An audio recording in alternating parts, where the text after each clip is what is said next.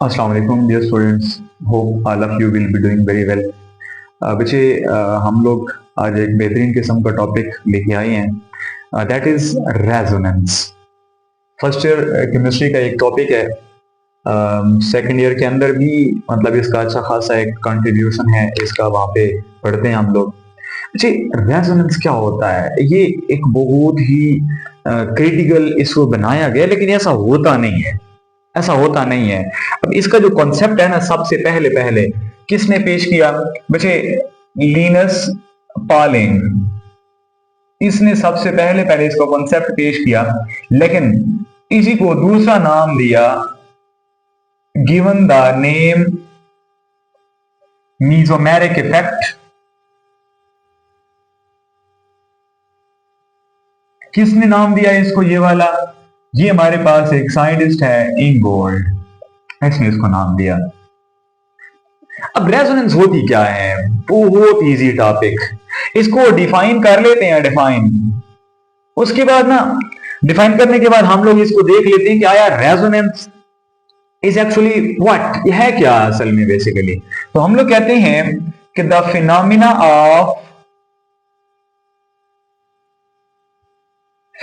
Of writing more than one structure to represent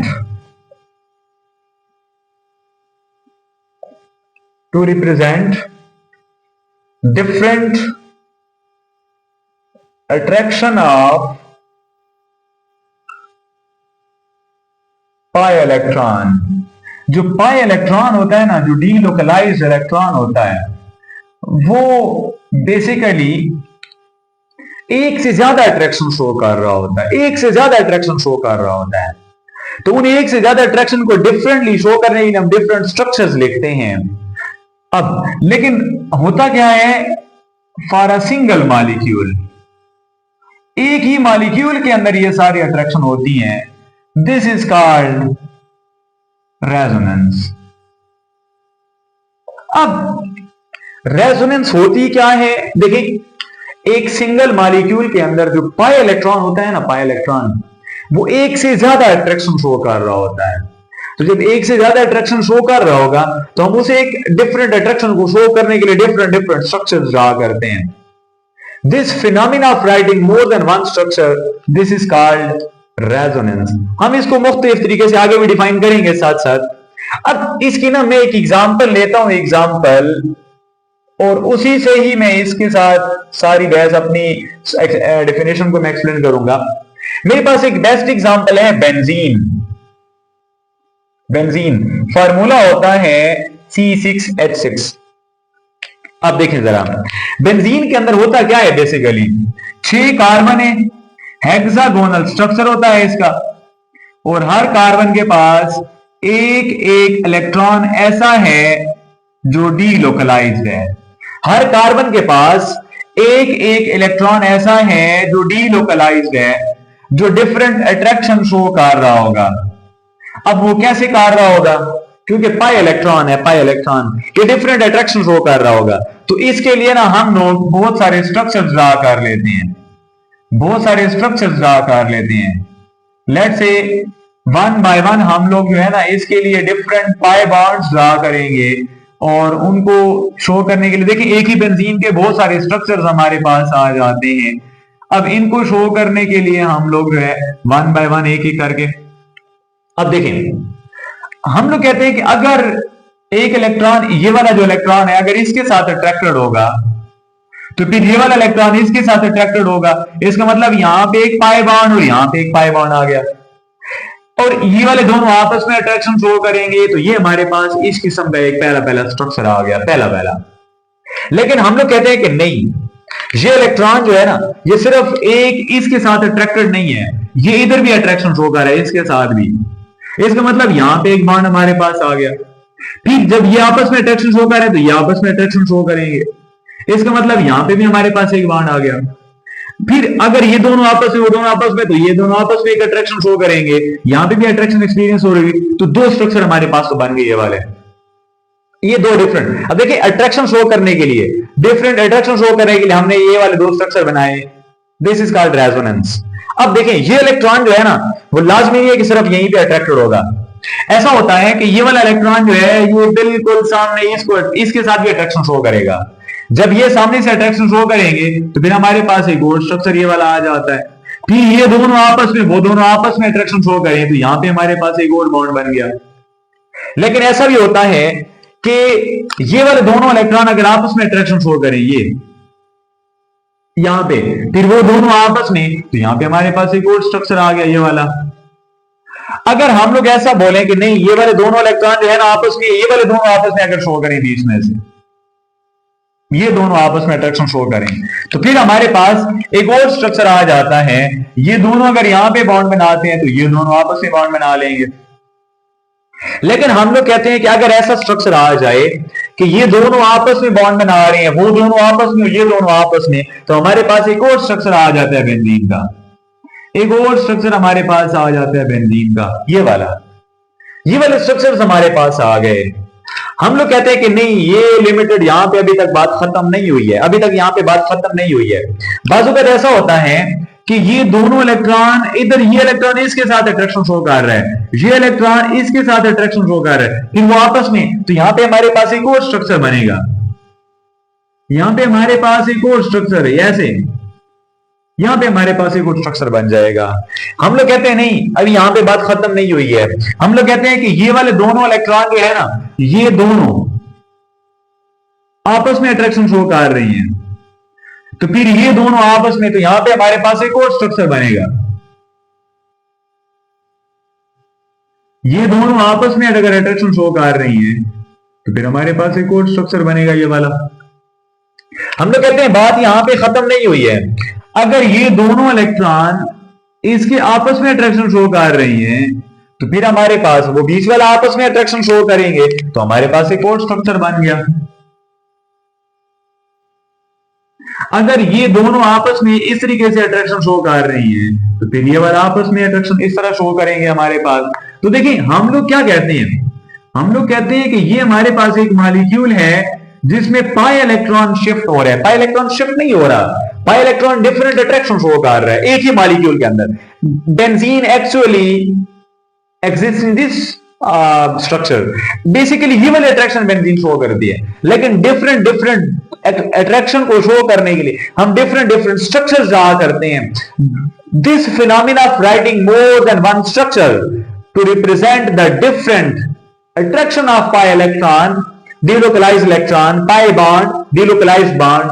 This phenomena of writing more than one structure is called resonance. हम इसको हम नाम देते हैं resonance का। अब बेंजीन के अंदर जो ये दो स्ट्रक्चर्स आते हैं ना, इन दोनों का कंट्रीब्यूशन 39% ईच होता है, and they were discovered by Kekule, that's why they are called Kekule structures. अच्छा, बेंजीन के जो ये वाले दो स्ट्रक्चर्स होते हैं, तीन sorry, they were discovered by Dewar, that's why they are called Dewar structures. और हर एक का कंट्रीब्यूशन 7.3% है एक्चुअल अट्रैक्शन के अंदर, हर एक का 7.3% हमारे पास होता है। This structure is called Clausius structure. Clausius. आगे हमारे पास हेलेन आर्मस्ट्रांग स्ट्रक्चर, हमारे पास मुख्तलिफ स्ट्रक्चर्स एग्जिस्ट करते हैं। अब बेंजीन के लिए लिखे गए ये सारे स्ट्रक्चर्स कलेक्टिवली क्या कहलाते हैं? These are called resonating structures. They are called resonating structures. They are called contributing structures.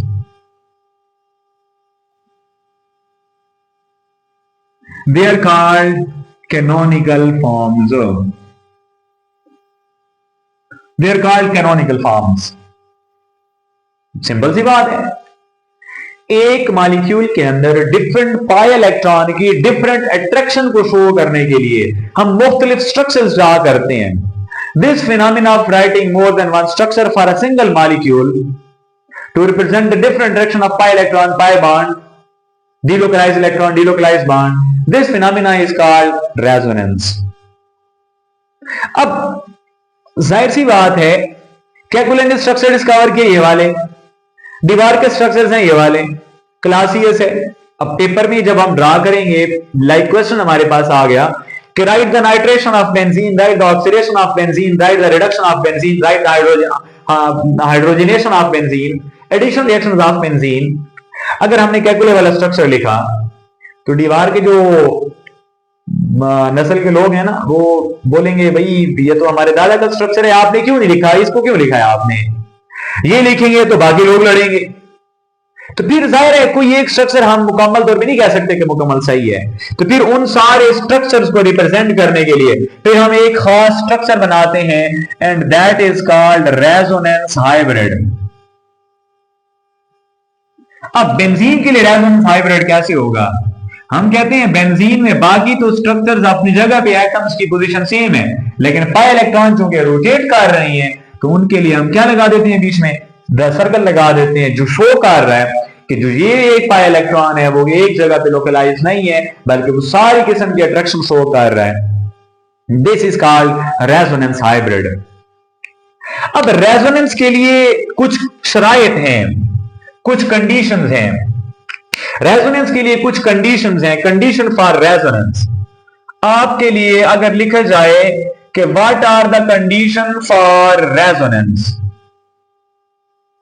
क्या क्या कंडीशन होती है रेजोनेंस के लिए, तो वैसे आप लोगों ने याद रखना है रेजोनेंस के लिए कुछ खास कंडीशंस हमारे पास हैं। सबसे पहले molecule must be conjugated, molecule must be conjugated, conjugation होनी चाहिए, अल्टरनेट सिंगल डबल बॉन्ड होने चाहिए। मतलब पहले सिंगल फिर डबल फिर सिंगल, देखें double single double single double single, या तो ये वाला केस होना चाहिए। दूसरी बात ये है कि must have same position of atoms and sigma bond. जो सिग्मा बॉन्ड्स है ना उन सब के अंदर देखें सिग्मा बॉन्ड सारे के सारे सेम है, हाइड्रोजन सबके साथ 6 है तो वो सबके साथ सेम होंगे, हाइड्रोजन सबके साथ 6 हाइड्रोजन, एटम्स की पोजीशन सेम रहती है। सिर्फ क्या होता है, differ in the position of, differ in the position of pi bond. जो पाई बॉन्ड की पोजीशन है ना वो डिफर करती है। यहां पे देखिए पाई बॉन्ड जो हमारे पास होता है वो शिफ्ट कर रहा है, तो वो हमारे पास इसकी कंडीशन है कि पाई बॉन्ड की पोजीशन लाजमी है कि डिफर हो। अगर डिफर नहीं करती, एटम की पोजीशन भी सेम है, पाई बॉन्ड की पोजीशन भी सेम है, फिर तो स्ट्रक्चर सेम हो गया, फिर तो रेजोनेंस ना होगी हमारे पास। ठीक है, अब हमें कैसे पता चलेगा कि कहां पे उसकी निशानियां हैं, कहां कहां पे रेजोनेंस होगी? तो रेजोनेंस के लिए कुछ निशानियां हैं हमारे पास कि अगर कहीं पे डबल बॉन्ड, सिंगल बॉन्ड और डबल बॉन्ड है तो वहां पे रेजोनेंस होगी, मस्ट है, वहां पे रेजोनेंस होगी। अगर कहीं पे डबल बॉन्ड फिर सिंगल बॉन्ड और फिर पॉजिटिव चार्ज है तो मतलब वहां पे भी रेजोनेंस मस्ट है। अगर कहीं पे डबल बॉन्ड, सिंगल बॉन्ड और नेगेटिव चार्ज है मतलब वहां पे भी रेजोनेंस मस्ट है। अगर कहीं पे डबल बॉन्ड, सिंगल बॉन्ड और फ्री रेडिकल है इसका मतलब वहां पे भी रेजोनेंस मस्ट है। और अगर कहीं पे डबल बॉन्ड, सिंगल बॉन्ड और लोन पेयर ऑफ इलेक्ट्रॉन है मतलब वहां पे भी रेजोनेंस मस्ट है, रेजोनेंस एग्जिस्ट करेगी। अब मैं मिसाल दूं, लाइक मैं बात करता हूं कि मेरे पास CH2 डबल बॉन्ड CH, मेरे पास नेक्स्ट आता है डबल बॉन्ड CH2 और प्लस चार्ज आ जाता है, मतलब double bond single bond plus charge, मतलब यहाँ पे रेजोनेंस होगी। कैसे कि ये जो डबल बॉन्ड है यहाँ पे शिफ्ट हो जाएगा, तो हमारे पास एक रेजोनेटिंग स्ट्रक्चर के लिए ये वाली एरो लगाई जाती है। रेजोनेटिंग स्ट्रक्चर्स के लिए CH2 single bond, double bond, हमारे पास यहाँ पे CH आ जाएगा, डबल बॉन्ड CH2। अब देखिए डबल बॉन्ड वहां पे गया तो यहाँ पे पॉजिटिव चार्ज आ जाएगा।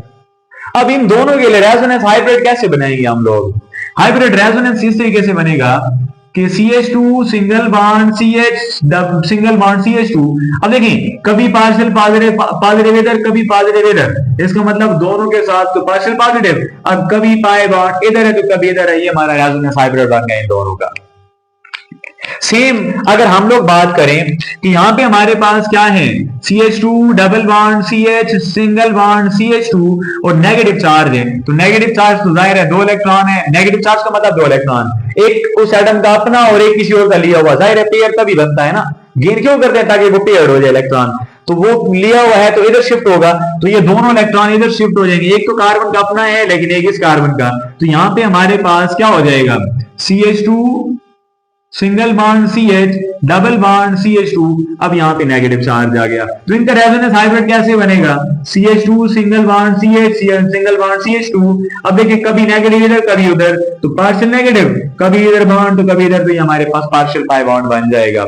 सेम इस तरीके से हमारे पास इन सारों के अंदर एग्जिस्ट करती है। अब रेजोनेंस का फायदा क्या होता है, इंपॉर्टेंस,